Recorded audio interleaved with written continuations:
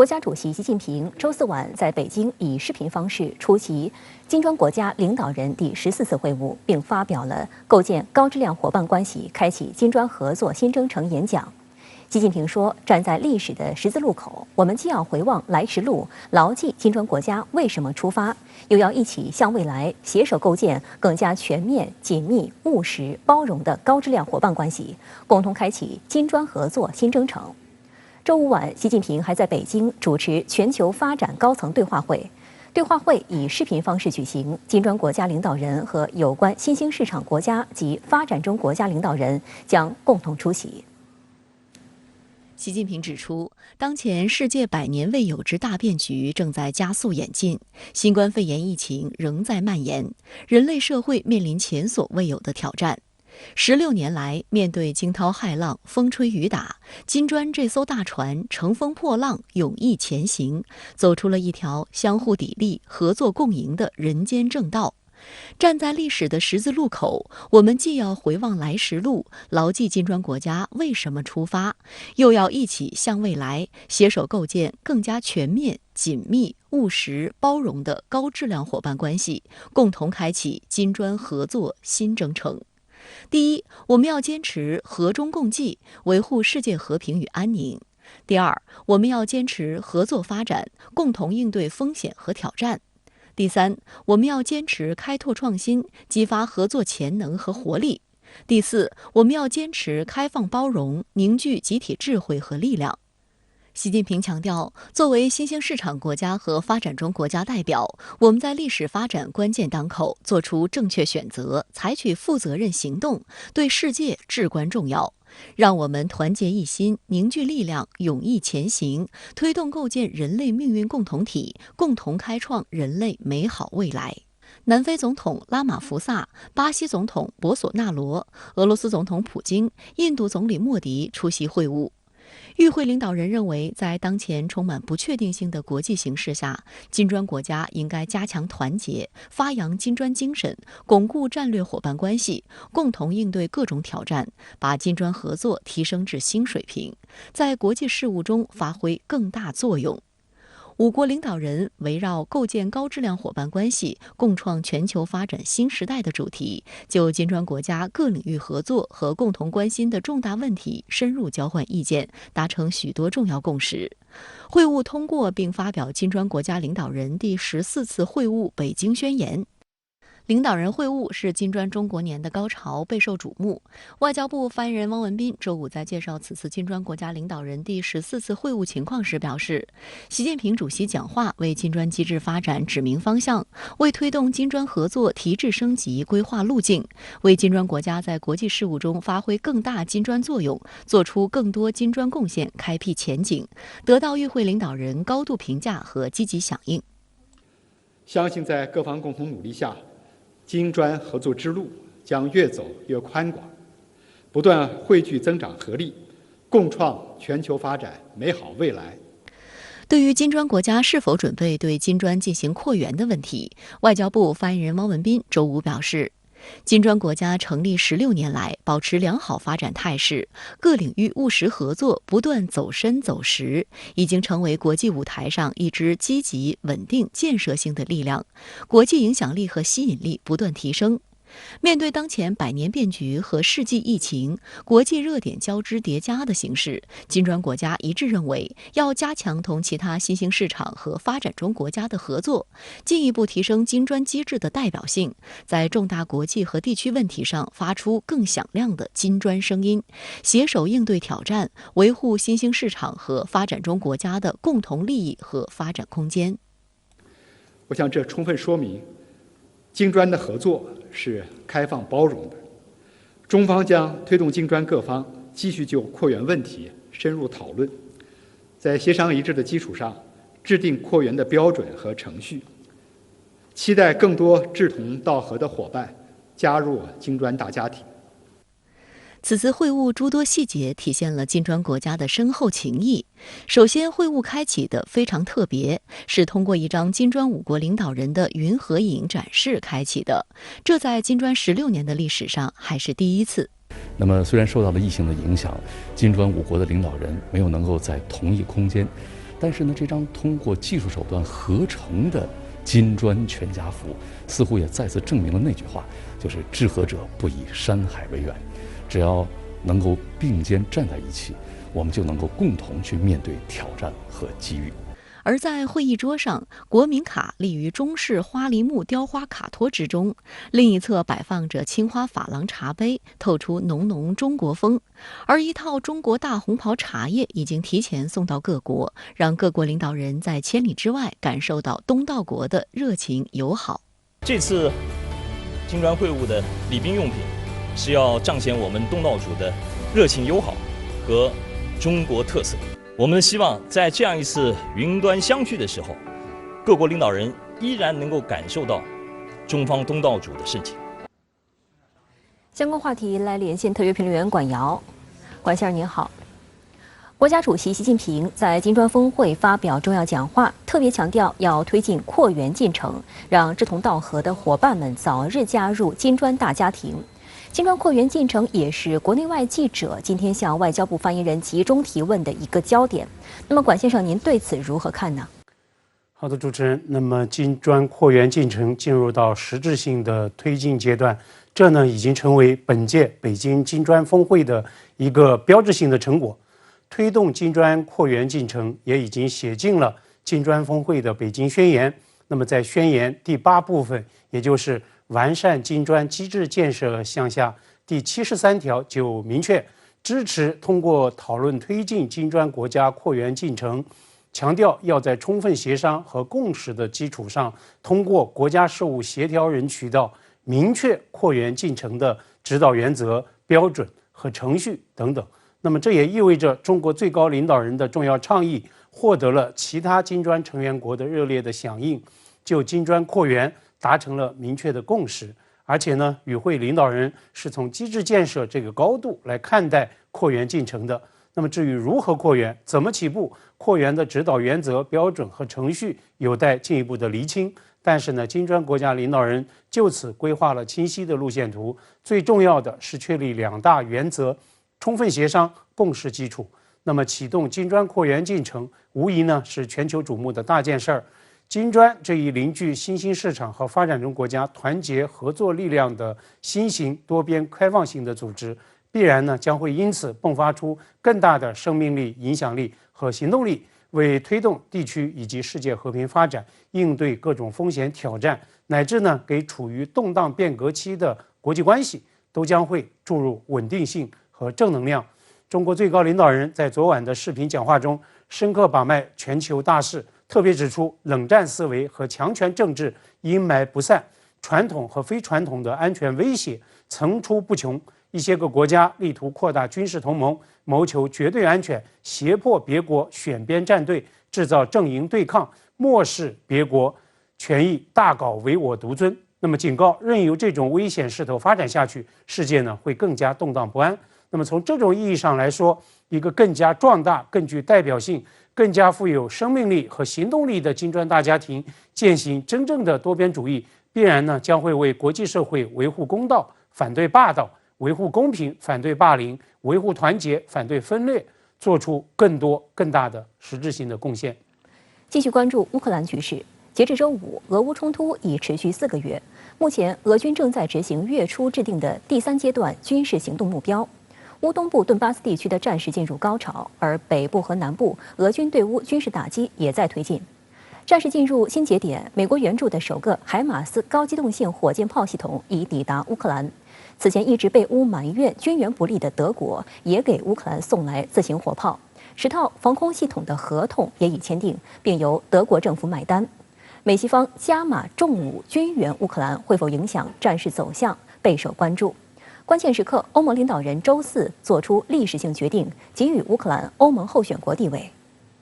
俄罗斯国防部发言人科纳申科夫在周4的简报会上说，俄军航空兵导弹部队和炮兵部队过去1天继续对乌军的燃料库、火炮阵地、后勤维修基地等军事设施进行打击，其中包括乌克兰南部城市尼古拉耶夫附近的燃料库和军事装备。据路透社报道，乌克兰军方确认3枚巡航导弹击中尼古拉耶夫，另有2枚在敖德萨附近被拦截。而作为俄军主攻方向的东部顿巴斯地区，战事也达到高潮。路透社周四援引乌总统办公室顾问阿列斯托维奇的话称，俄军寻求彻底攻占卢甘斯克和顿涅茨克的工业中心地带。北顿涅茨克与利西昌斯克双城之战正处于白热化阶段。卢甘斯克地方武装称已控制连接利西昌斯克市和谢维尔斯克市的道路，从而切断了利西昌斯克地区乌军的补给线路，预计将在未来2-3天内彻底包围利西昌斯克。乌军也在做从利西昌斯克撤退的准备，以避免被包围。塔斯社周四援引消息人士报道，位于北顿涅茨克阿佐特化工厂内的武装人员称，准备在停火和保障厂内平民安全的情况下投降。对此，乌方并未证实。据报道，在北顿涅茨克工业区的乌军数量大约为2500人，其中1/4是外国雇佣兵。Северодонецький напрямок. На даний час це напрямок, на якому ведуться найбільш інтенсивніші бойові дії. Обстановка характеризується як складна. Підрозділи Сил оборони чинять опір, роблять все можливе і неможливе. З метою виснаження противника ведуть активну маневрену оборону. Противник основні зусилля зосереджує на володінні населеним пунктом Северодонецьк, закріплені на раніше захоплених позиціях, здійснює систематичні обстріли з застосуванням озброєння танків, мінометів, ствольної, реактивної артилерії. 据法新社报道，卢甘斯克州州长周五表示，乌武装部队已接到从北顿涅茨克撤退的命令。有分析指出，北顿涅茨克和利西昌斯克如果被攻下，俄军下一个目标可能是乌克兰第2大城市东北部的哈尔科夫。而且同时呢，俄军其实在哈尔科夫也好，包括我们说在对这个西乌的一些乌克兰方面试图作为这个人员培训和补充基地的区域呢，也在进行这种空袭啊，他要完成对相关区域的夺取和这种控制。那么当然更重要的呢，我个人的看法还是俄罗斯方面其实从马里乌波尔开始啊，就把这个消灭乌克兰的有生力量作为了他在作战中的主要的任务，包括摧毁乌克兰这个仅剩下的这些技术兵器，这个很多时候可能要比夺取土地啊这个要更重要一些。现在来看，我觉得俄军的优势其实还是在逐渐的放大的。战事吃紧，乌克兰总统泽连斯基周四表示，俄罗斯的目标是一步一步地摧毁整个顿巴斯。他还继续呼吁美西方加快向乌克兰运送武器，以帮助乌军抗衡俄军。当天，美方宣布正向乌提供又一批军援，价值4.5亿美元，包括追加一些中程火箭系统。这是在美国1周前宣布的10亿美元援助基础之上的额外支援。另据乌克兰国家通讯社周四报道，乌防长列兹尼科夫当天在社交媒体上发文称，美国海马斯高机动性多管火箭炮系统已经抵达乌克兰，配备了射程为70公里的弹药。这是首批抵达乌克兰的美国海马斯火箭炮系统。上周，首批60名乌军士兵已在美方指导下完成相关操作训练。此外，德国防长兰布雷希特证实，7辆德制 PZH-2000自行火炮已于周二运抵乌克兰。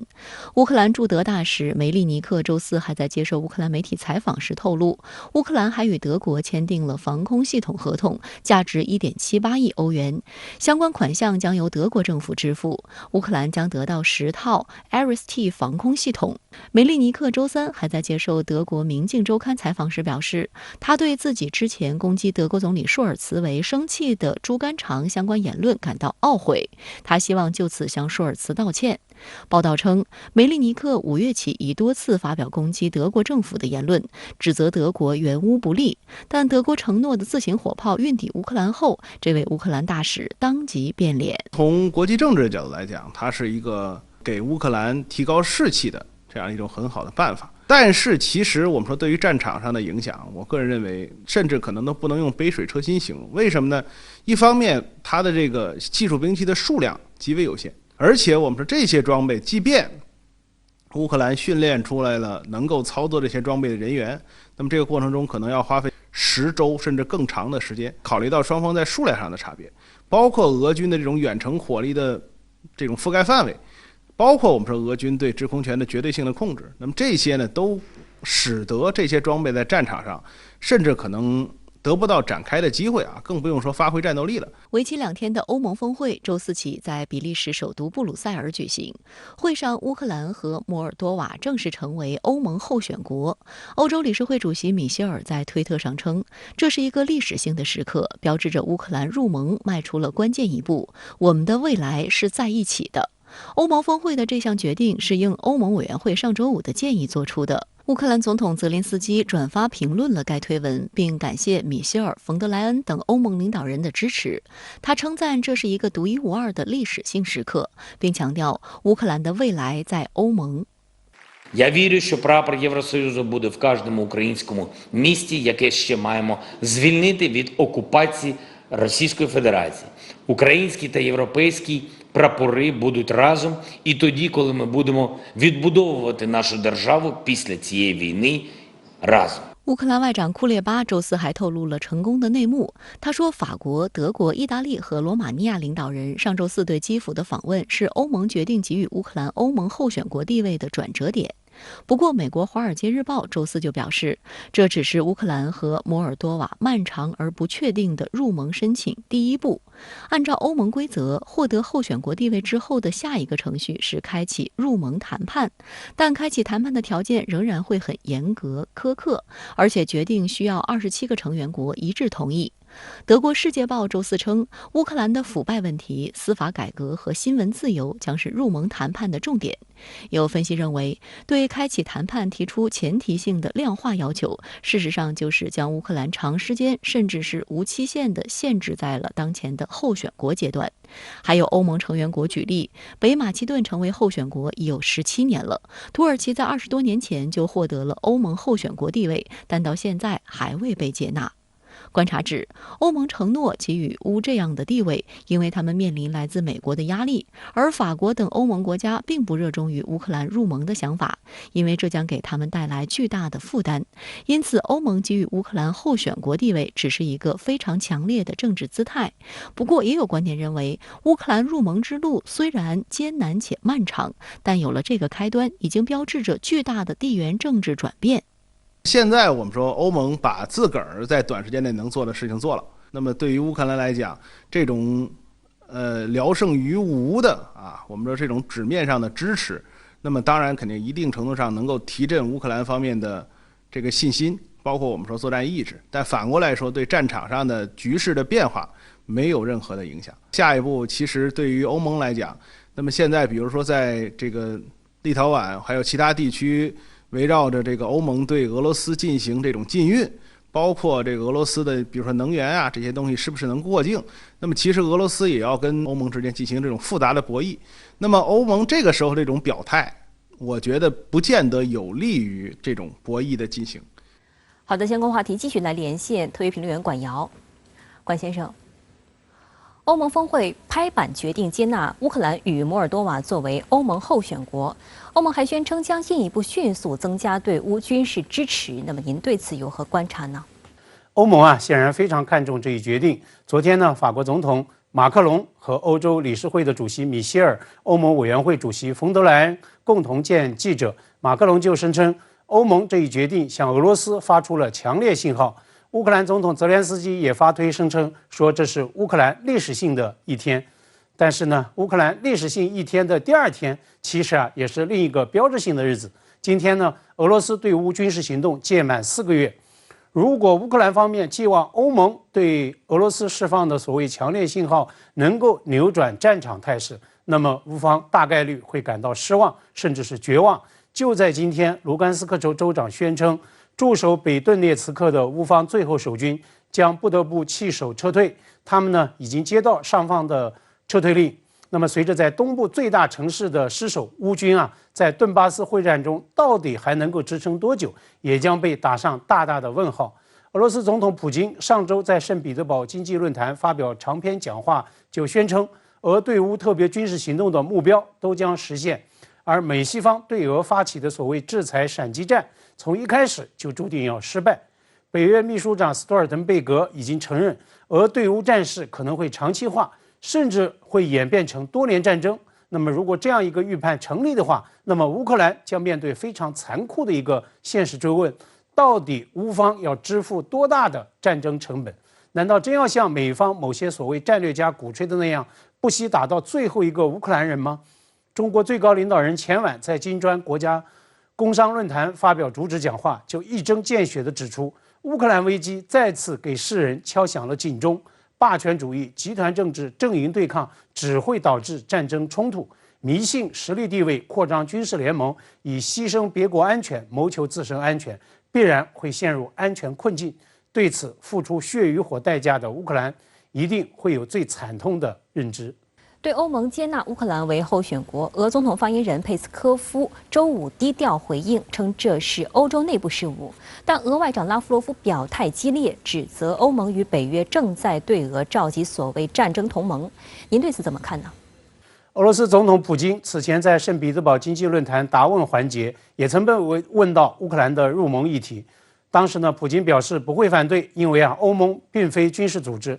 佩斯科夫周五的表态呢，延续了这一立场。当然了，佩斯科夫也在强调说，俄罗斯和欧盟的关系已经坏到不能再坏了。就立陶宛阻断俄罗斯本土向加里宁格勒飞地过境运送物资的专列，那么俄罗斯也刚刚召见了欧盟大使抗议。俄罗斯国安专员帕特鲁舍夫已经警告要做强硬的报复。俄罗斯外长拉夫罗夫周五的表态显然升高了调门，他把当前俄乌冲突和二战前的态势相提并论，指责欧盟与北约基于恐俄症，正在拼凑对俄战争同盟。当然了，就俄罗斯面临的外部环境而言，博弈态势显然是更加激化了，战争并没有能够阻止北约东扩的步伐。下周在西班牙揭幕的北约峰会上，北约会不会实质性的北扩，接纳瑞典以及芬兰两国的入约申请，将会成为各方关注的焦点，也可能会成为进一步激化俄罗斯和美西方战略博弈乃至战略对抗的导火索。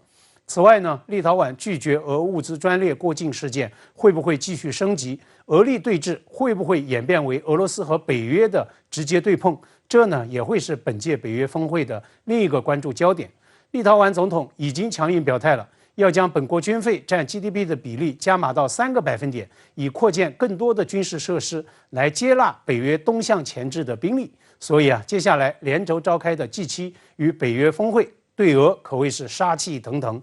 当然了，值得我们警惕的是，美方也有官员主动在向媒体爆料，扬言本次北约峰会将会通过所谓政策框架，预料呢会首次涉及到中国。北约在东扩之外，还有所谓的东向态势，也就是呢要向印太地区加速扩张渗透，包括日韩澳新等国也首次受邀参加本次北约会议。下周揭幕的北约峰会，如何鼓吹对华搞阵营对抗，我们对此要保持高度的警惕。好的，谢谢管先生在线与我们分享您的观点，谢谢。近年来，美国为阻遏中国崛起对其霸权地位形成的挑战，除了正逐步联合盟友实施印太战略进行围堵，还妄图军事渗透中国周边国家。但这一计划最近却在尼泊尔碰了壁，美国积极兜售的洲伙伴关系计划协议被尼方叫停，这是为何？洲伙伴关系计划合作的本质是什么？暗含美国怎样的险恶用心？来看报道。尼泊尔内阁周一晚召开会议，决定停止推进与美国的洲伙伴关系计划 SPP 合作。所谓 SPP 是美国各州国民警卫队与合作伙伴国之间的交流计划，启动于上世纪90年代。根据该计划，美国一个州的国民警卫队可以与伙伴国之间建立联系，就地震、洪水、野火等突发性重大自然灾害进行交流合作。协议的最初有效期为5年，除非有一方提出终止，否则该计划将永久有效。目前，全球共有90个国家和地区与美国在 SPP 框架下进行合作。从表面上看 ，SPP 似乎是一项人道主义合作项目，但美方的主导方却是国民警卫队，实际执行负责人都是国民警卫队军官，这就意味着该项目实际上由美国军方主导。一旦联邦政府有心介入，就会很方便地被切换用于支持美国国务院外交政策目标，甚至五角大楼的军事政策目标，成为一个有血有肉的军事同盟框架。此外，与真正的军事同盟关系不同 ，SPP 不是法律或外交条约，无需经过伙伴国议会的批准，美国只需打通对方政府的关节，就能瞒天过海于前，偷梁换柱于后。正因为这样 ，SPP 成为美国政府介入他国事务、拓展区域霸权的便利工具。它是这么一个在军事机构部门之间，在非冲突安全领域里边的一个合作项目。所以的话呢，它在表面上呢是低敏感的啊，但是呢，在实质上它是一个军事合作计划，因为它近的话呢，美国政府可以利用这么一个州合作伙伴关系，推动与对象国之间的军事关系，把他们推进到准同盟甚至同盟这么一个高度。退的话呢，这个计划可以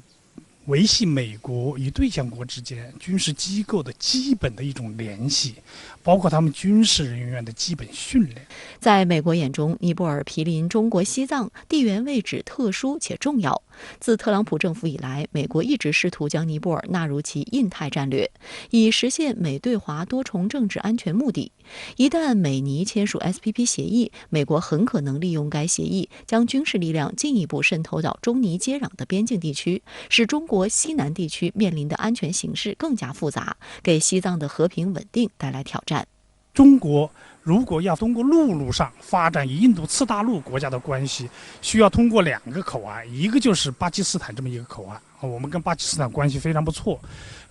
在一路一带框架下，中巴经济走廊也搞得风生水起，所以那边呢是美国没有什么文章可做。美国现在唯一能做的文章，就是要经营它与尼泊尔之间的这么一种关系，来阻止中国与尼泊尔之间发展友好的经贸以及其他政治关系。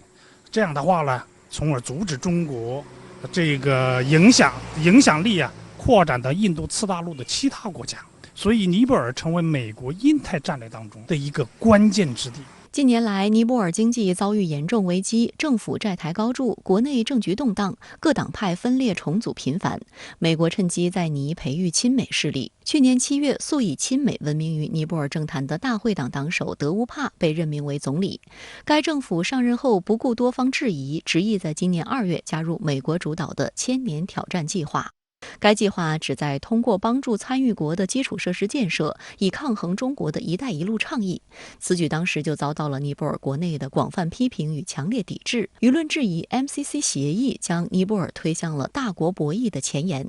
而此次美国继续笼络德乌帕政府，推动达成2国在 SPP 框架下的合作。德乌帕原计划本月19号前往国会说明加入 SPP 的理由，并将在7月访问美国时正式签署加入 SPP 的协议。美国一些智库也早早预热，称此举是美国旨在对抗中国影响力印太战略所获得的里程碑式突破。但在本月初，一份据称为尼美 SPP 协议草案的文件突然出现在尼泊尔各大媒体显著版面。协议内容包括尼美军队联合训练、尼泊尔军官在美国接受有奖学金的军事院校培训、SPP 项目下的美方人员及家属过境等，尼方均应给予方便。媒体披露的内容随即震撼尼泊尔朝野，9个左翼政党联合要求内阁和总理做出必要解释，并要求在11月议会选举前不要访美，更不要签署包括 SPP 在内的任何涉及重大外交政策调整的国际协议。总统班达里也告诫总理德乌帕不要做任何违背民族情绪的事。国会2位议长也共同要求总理拒绝 SPP。 值得注意的是，尼泊尔陆军参谋长夏尔马也罕见发声称，尼泊尔绝不会加入 SPP 项目，我们已经敦促总理德乌帕彻底关闭一切涉及 SPP 计划的有关议程。在尼国内军政两界重压下，德乌帕只好做出退让。尼泊尔媒体指出，如果德乌帕一意孤行，则会招致弹劾与不信任投票，彻底无缘于政坛。届时，此前所通过的 MCC 协议也面临被推翻的可能性。分析认为，尼美 SPP 协议的破裂主要出于2方面原因。首先是一心和中国对抗，希望一本万利拓展区域霸权的美国心太急，或许是被2月 MCC 在尼国会的通过所鼓舞。此后几个月内，美国政要密集到访尼泊尔，殷勤推销 SPP， 做出了越来越多足以引起尼泊尔朝野警惕和相关各方关注的小动作。另一方面，尼泊尔也不愿沦为美国地缘政治的战场，加入 SPP 不符合尼泊尔国家利益，也不符合尼长期奉行的不结盟和平衡外交政策。作为尼泊尔的友好近邻和战略合作伙伴，中方赞赏尼政府不加入 SPP 的决定。中方将一如既往支持尼泊尔维护主权独立和领土完整，支持尼方坚守独立自主和不结盟外交政策，愿同尼方一道，共同维护地区安全稳定和共同繁荣。中国与尼泊尔之间的经贸关系在最近这几年得到了迅速的发展，从原先经贸关系我们说总额不到10亿美金，到去年呢差不多是20亿美金，增长得非常迅猛。尼泊尔从自身利益考虑，它也要在中印美之间保持某种平衡。如果签署了这个 SPP 这么一个协定，就意味着这个尼泊尔的对外政策已经向美国进一步的倾斜从而会破坏尼泊尔与中国之间的这么一种这个事态非常好的这么一种关系。事实上，企图军事渗透尼泊尔，只是美国近年来想要通过塑造中国周边的战略环境，对中国进行围堵的一个缩影。美国日前还派军队参加蒙古国的可汗探索2022联合军事演习，也有在战略上包围中国的考量。美国前国务卿鲍威尔的办公室主任、前陆军上校劳伦斯·威尔克森2018年更曾公开表示，美国在阿富汗驻军的3重目的之一就是遏制中国，中情局想破坏中国的稳定。但分析指出，中国周边外交的基本方针一向是坚持与邻为善、以邻为伴，与周边国家多元化的协作机制更是互利共赢。因此，美国妄图干预和渗透中国周边国家，以不断扩大对华包围圈的图谋不会得逞。相关话题来连线特约评论员刘和平。刘先生您好。网上爆出，尼泊尔准备与美国的犹他州建立亚军事合作关系，但事后美国驻尼泊尔大使馆和尼泊尔军方却矢口否认。那么对此您怎么看呢？我认为这件事情应该不会是空穴来风，否则互联网上就不会冒出相关合作草案，不会出现尼泊尔军队参谋长切德里给美方写的那封信。同时尼泊尔联邦议会、众议院国际关系委员会也不会义正言辞地要求尼泊尔外交部和军方必须在7天内提供更为详细的协议内容。尼泊尔内阁也不会召开紧急会议，被迫做出停止推进与美国建立国家伙伴关系计划的决定，同时还正式通知了美方。因此这件事情最大的可能性就是尼泊尔国内相对亲美的执政当局真的想跟美国的犹他州建立亚军事合作关系，并且为了避免遭到反对，准备秘密地推进这个协议。但是这件事情在万事齐备，只欠人民一脚之前，被有心人，也就是相关的反对者给公之于众了。于是便在尼泊尔国内引起了群群激愤，同时也引起了尼泊尔国会的强烈反弹，最终这件事情也就见光死了。那么最终是哪些有心人将这件事情曝光了呢？我认为既有可能是尼泊尔国内的反对派，也有可能是来自其他国家的力量，而其他国家的反对力量最大的可能性，我觉得就是印度。大家知道，长期以来印度一直是将整个南亚次大陆与印度洋都当成了自己的势力范围，甚至是当成了自己的禁脔。印度对尼泊尔国内政治、经济与军事的控制程度，是其他任何一个国家都无法比拟的。在这种情况下，印度怎么可能会允许尼泊尔政府把世界头号霸主美国引进自己的卧榻之侧呢？那美国准备与尼泊尔建立亚军事合作关系，背后呢，究竟又想达到一种什么样的政治和军事目的呢？其实这个所谓的亚军事合作关系，是美国在上世纪90年代，也就是华约解体之后，在原华约国家和中立国家推广的一个国家伙伴关系计划，也就是要利用美国除正规军队之外的次一级军事组织国民警卫队，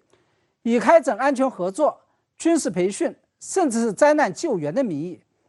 对其他国家进行意识形态和军事上的渗透。或者说得更通俗一点，这是美国和平演变其他国家战略计划中的一部分。很显然，这次美国准备将这个计划推广到尼泊尔，最终是为了在尼泊尔培植一个亲美的政权和一个亲美的军队，以让尼泊尔逐渐摆脱对印度的依赖，同时成为美国遏制与围堵中国链条上的一环。那么值得注意的是，为了遏制中国，美国连尼泊尔这样的地处喜马拉雅山脚下、位置极其偏僻的小国都盯上了，并且为了拉拢尼泊尔，美方可谓是费尽了心思，先是抛出了诱饵，要跟尼泊尔开展经济合作，并承诺给其5亿美元的经济援助，然后才一步步深入，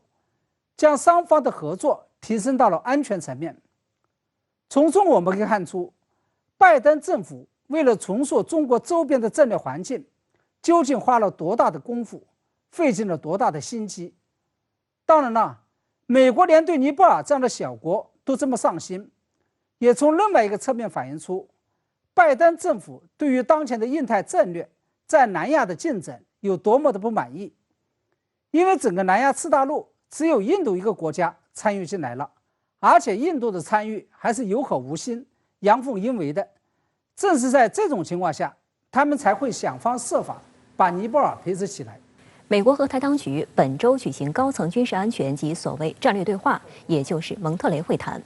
据悉，美方准备了一份军售清单，建议民进党当局采购。如何从民进党当局这个冤大头手中榨取更多钱财，如何让台湾用自残的方式伤害大陆，是美方的关键任务。不过，前段时间拜登政府接连取消3个对台军售项目，已经让民进党当局惶恐不安。而美方一直推销的所谓不对称作战，也无法获得岛内舆论认同。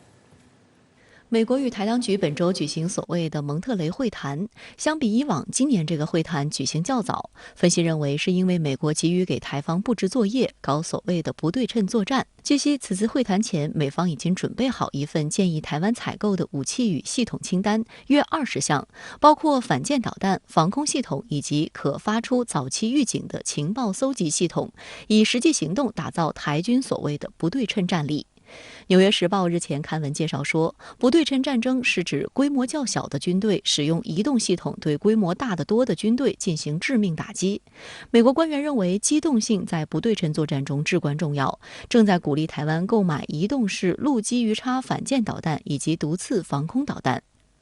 但美国军火商们对此显然并不买账。成立于1976年，由美国军火商和说客占据主要力量的美台商会，其会长韩如博日前发文质疑，不对称这个定义本身就很有问题。如果遵照拜登政府的军售政策，台湾的安全不但不会得到改善，反而会制造出新的弱点，这是非常有问题的。军火商而言的话，他首先第一考虑的是赚钱。以前多少年来对台军售一直是一个可以说是下金蛋的鸡，因为不只是价格要翻番，而且呢台湾没有任何讨价还价的余地的。那么现在这段时间的话，因为俄乌冲突，包括美国开始要调整对台军售的这个一个总体的一个方针，那么我们看到拜登政府取消了几项军售的这个已经通过的军售的提案。那么当然对于军火商而言的话，那就是煮熟的鸭子就飞了，该赚的钱没赚到，那自然而然不满。本周，台海军一架 S-70C 反潜直升机在执行试飞科目操作时，疑似因装备故障在机场跑道重摔落地，造成机上4人受伤，其中机工长刘尚军烧伤面积达95%，已于周4晚宣告不治。S-70C 坠毁也再度引发岛内舆论对台军老旧设备的关注。台海军年初向美国采购12架 MH-60R 黑鹰反潜直升机，结果遭美方以不符合不对称战力原则为由否决。中国国民党籍民意代表马文君日前表示，美方近来对台军售多有设限，需符合所谓不对称战力项目。若消息属实，就担心美方建议清单不符台湾需求；若照单全收，恐怕无助安全提升，反成冤大头。马文君还表示，有媒体消息指出，这次蒙特雷会谈可能洽谈采购美国提康德罗加级导弹巡洋舰，可是该批军舰都是美国封存准备退役的军备，如果台湾又要照单全收，对安全防卫自主而言，无疑是一大伤害。马文君分析，美国年底就要中期选举，拜登政府此刻祭出军售清单，可能有刺激选情的考虑，包括讨好军工复合体、增加裁员收入、抑制经济通膨等。台湾方面可能无形间成为美方所求的对象。事实上的话，在过去多少年来，美国对台军售的话，一直主动权都是掌握在美国手里的。台湾基本上只能是提点意见，然后发两声牢骚或者抱怨也好，但是最终还是要照单全收的。在这方面，台湾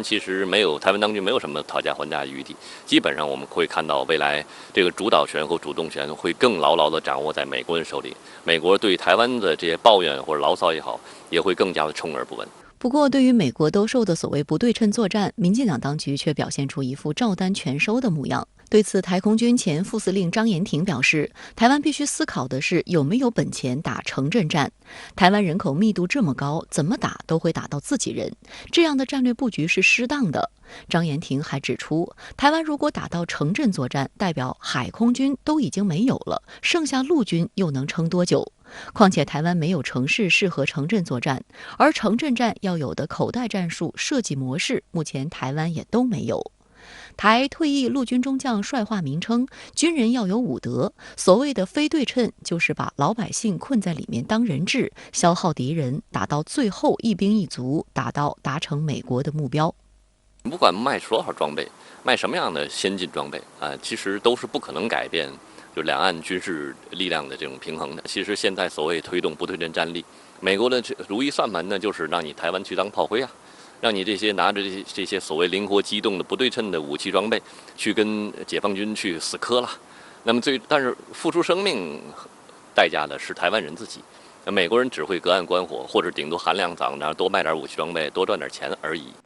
在香港回归祖国25周年之际，深圳卫视推出系列节目《庆回归创未来》，对话香港各界知名人士，畅想香港新未来。今天的对话嘉宾是香港特区政府财政司司长陈茂波。作为一名曾经的会计师，陈茂波在采访中用数据说话，既详实介绍回归25年来香港经济取得的长足进步，也对一些抹黑和误解香港经济发展的言论进行澄清。展望未来，陈茂波认为，香港要发展好，必须要融入国家发展大局，创新科技将是香港经济多元化的关键所在。北部都会区则是香港未来发展的重中之重。在回归25年的今天，我们觉得呢，我们是进入香港发展的历史的一个新的阶段，是由治及兴的这个新里程的重要起步点。我们是充满期待，而且呢，我们也在这个时机里边呢，也更振奋。就是说，一方面我们更要齐心合力，同时间在国家的坚实支持以下，尽管外围有这样那样的一些变局，有一些这些困难，不过我们有足够的底气，我们不畏惧这些困难，只要自己做好，用好国家给我们的政策跟机遇，一定可以发展得更亮丽。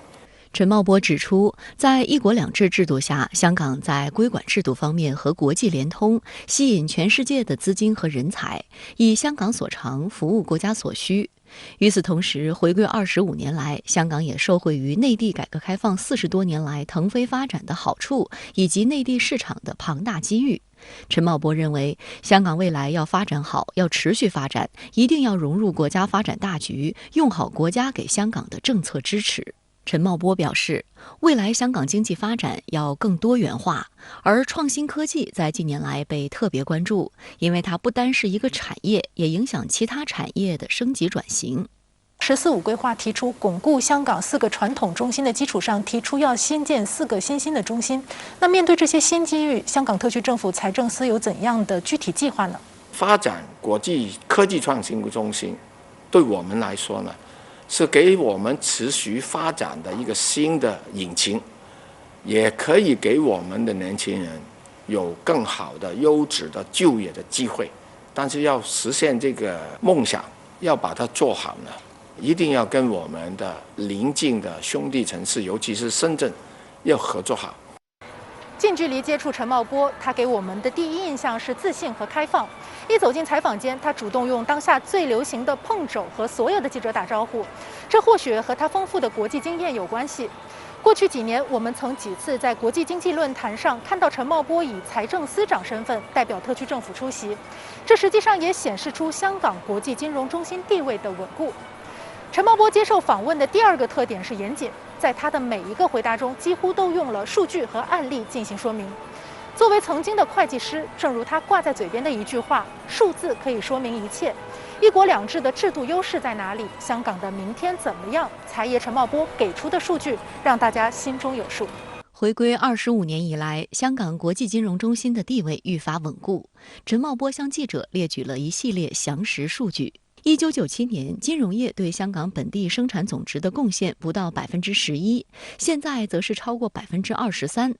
25年来，港股显著增量扩张，市值由3万多亿元大幅增加到超过40万亿元，增幅12倍。上市公司数目增加了3倍，由600多家增加到2500多家，平均每日成交额增加近10倍，至1600多亿元。此外，陈茂波还用排名来举例，强调香港近年来在资产管理、长期保险渗透率和债券市场等方面都得到提升，在亚洲乃至世界首屈一指。受疫情和全球局势的影响，请问香港未来在巩固国际金融贸易航运中心地位上的优势在哪里？面对外界对于金融中心前景的质疑，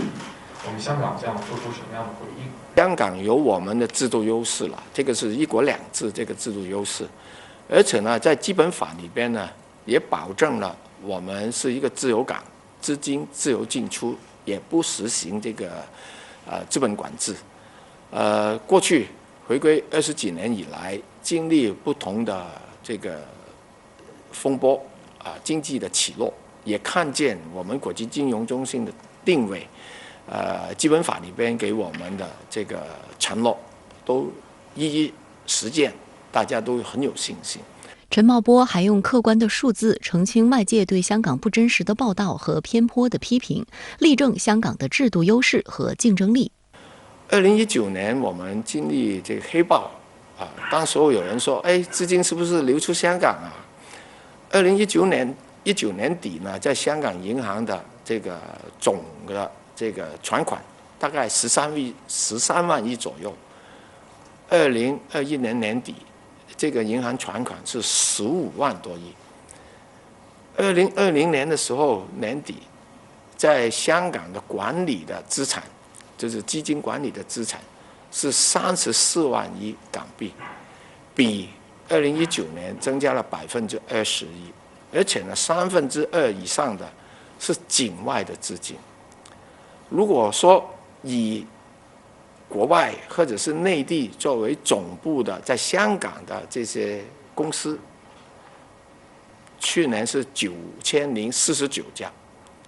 这个呢是历史新高。在香港的初创企业是3700多家，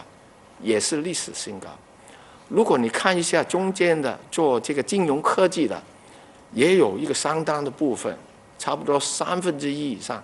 都是来自境外。陈茂波一直积极准备着，等疫情过后，要在国际社会上讲好香港故事。他提到，11月份香港会举办一个金融高峰论坛，届时全球最大的金融机构的负责人都有机会亲自到访香港，亲眼看一看香港还跟过往一样朝气蓬勃、有活力、有吸引力。